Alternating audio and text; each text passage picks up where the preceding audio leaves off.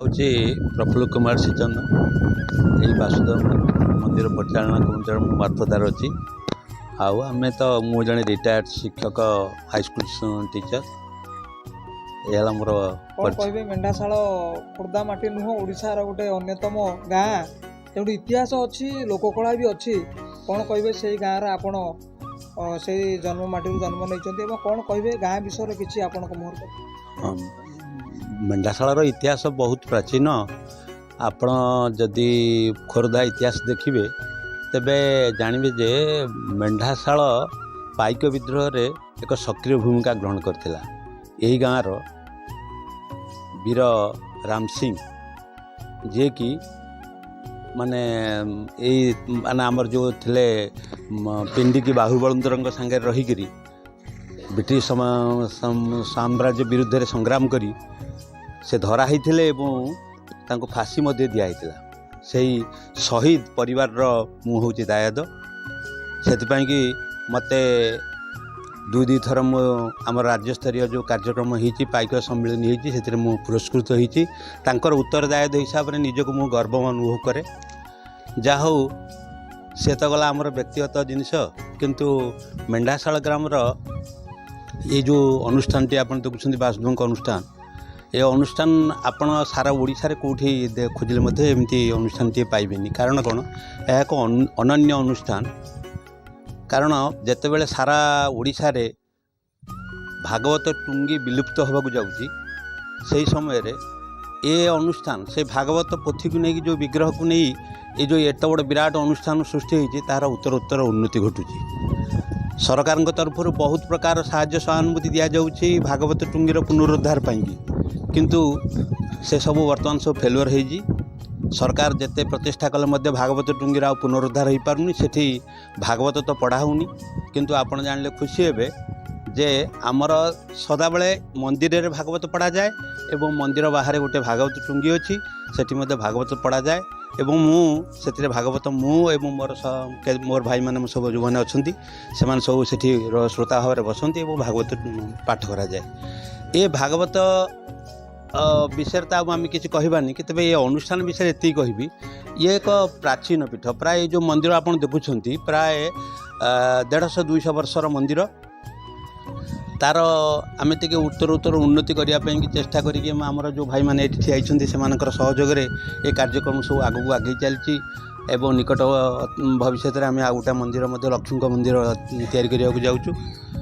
ଏସବୁ କାର୍ଯ୍ୟକ୍ରମରେ ଆମ ଭାଇମାନଙ୍କର ଏବଂ ଆମ ଗ୍ରାମବାସୀମାନଙ୍କର, ଏ ଅଞ୍ଚଳବାସୀମାନଙ୍କର ସମ୍ପୂର୍ଣ୍ଣ ସହଯୋଗ ରହିଛି। ସେ ଆମର ଓଡ଼ିଶାର ଜଣେ ବରଣ୍ୟ ପ୍ରବକ୍ତା, ତାଙ୍କ ନାଁ ହେଉଛି ବିକ୍ରମ ପଣ୍ଡା। ସେ ଆମର ଓଡ଼ିଶାରେ ନୁହଁ, ସାରା ଭାରତରେ ଏବଂ ଭାରତ ବାହାରେ ମଧ୍ୟ ଜଣେ ଭଲ ଭାଗବତ ପ୍ରବକ୍ତା ଭାବରେ ପରିଚିତ। ସେ ଏଠିକି ଆସିଥିଲେ, ପରିଦର୍ଶନ କରିଥିଲେ।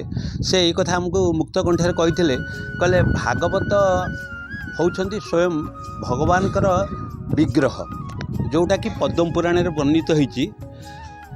ତେନେୟମ୍ ବାଗ୍ମେୟ ମୂର୍ତ୍ତି ପ୍ରତ୍ୟକ୍ଷା ବର୍ତ୍ତତେ ହରେ, ଶ୍ରବଣାତ୍ ପଠାତ୍ ଦର୍ଶନାତ୍ ସାକ୍ଷାତ ପାପନାଶିନୀ। ଆପଣ ଭଗବାନଙ୍କର, ଯେତେବେଳେ ଭଗବାନ କଳିଯୁଗ ଆସିଲା, ସେତେବେଳେ ଭଗବାନଙ୍କୁ ପଚରା ଯାଇଥିଲା କୃଷ୍ଣଙ୍କୁ, ଯେ ଆପଣ ତ ଚାଲିଯିବେ ଧର୍ମ, ଏବଂ ଆପଣ କେଉଁଠି ଏସବୁ ଧର୍ମ ଏବଂ ଆପଣ କେଉଁଠି ଏକୁ ରଖିବେ କେଉଁଠି? ନା, ମୁଁ ଏଇ ଭାଗବତ ଭିତରେ ନିଜେ ଧର୍ମକୁ ଧରିକି ରହିବି। ଏଇ ଭାଗବତ ସମୁଦ୍ର ଭିତରେ ହିଁ ମୁଁ ରହିବି। ଏବଂ ଭାଗବତକୁ ତେଣୁକରି ଭଗବାନଙ୍କର ସାକ୍ଷାତ ବାଗ୍ମୟୀ ମୂର୍ତ୍ତି ବୋଲି କୁହାଯାଏ। ତାଙ୍କର ବାଗ୍ମୟୀ ମୂର୍ତ୍ତି ସାକ୍ଷାତ ବର୍ତ୍ତତେ ହରେ। ତାଙ୍କୁ ଖାଲି କିଏ ପଢ଼ିକିରି ତାଙ୍କର କୃପା ଲାଭ କରୁଛି, କିଏ ଶୁଣିକି ତାଙ୍କର କୃପା ଲାଭ କରୁଛି, କିଏ ପୂଜିକିରି ତାଙ୍କର କୃପା ଲାଭ କରୁଛି, କିଏ ଦର୍ଶନ କରିକି ମଧ୍ୟ କୃପା ଲାଭ କରୁଛି। ଯଦି କେତେକ ଅଶିକ୍ଷିତ ଲୋକ ଅଛନ୍ତି, ସେମାନେ ପଢ଼ିବାର ସୁଯୋଗ ପାଇପାରୁନାହାନ୍ତି, ଶୁଣୁଛନ୍ତି। ଯେ ଶୁଣିବାର ମାନେ କାର୍ଯ୍ୟବ୍ୟସ୍ତତା ଭିତରେ ସେ ଶୁଣିବା ପାଇଁ ମଧ୍ୟ ସମୟ ପାଉନି, ସିଏ କ'ଣ କରୁଛି ନା କେବଳ ଟିକେ ତୁଳସୀ ଟିକେ ଫୁଲ ଟିକେ ଲଗେଇ ଦେଇକିରି ଠାକୁରଙ୍କୁ ପୂଜା କରିକି ମଧ୍ୟ ତାଙ୍କର କୃପା ଲାଭ କରୁଛି। କିଏ ମଧ୍ୟ ସେତକ କରିବା ପାଇଁ, କିଏ ଫୁଲ କେଉଁଠୁ ଆଣିବି, ତୁଳସୀ ଆଣିବି କେଉଁଠି, ତାକୁ ଲଗେଇବି କେଉଁଠି, ସେତ କଥା ନ କରି ଖାଲି ହାତ ଯୋଡ଼ିକି ଟିକେ ମୁଣ୍ଡିଆ ମାରିକି ଟିକେ ଠାକୁରଙ୍କୁ ଦର୍ଶନ କରିଦେଉଛି, ସେ ମଧ୍ୟ କୃପା ଲାଭ କରୁଛି। ଇଏ ହେଉଛି ପଦ୍ମ ପୁରାଣରେ ବର୍ଣ୍ଣିତ ହେଇଛି ଯେ ଭାଗବତକୁ ଭଗବାନ, ମାନେ କଳା କଥା ଯାହା କହିଲେ, ଆମର ଇଏ ମେଣ୍ଢାଶାଳ ଗାଁରେ ମାନେ ଯାହା କୁହନ୍ତି ରେଣୁ ରେଣୁରେ କଳା ଭର୍ତ୍ତି ହେଇ ରହିଛି। ଆମେ ବିଭିନ୍ନ ପ୍ରକାର ଏଠି ଆମର ଦେଖନ୍ତୁ ଏଇ ମନ୍ଦିରକୁ ସମ୍ପୃକ୍ତି ରହିଛି କ'ଣ ନା ଆମେ ପାଲା ଗୋଟେ ଚାଲିଛି।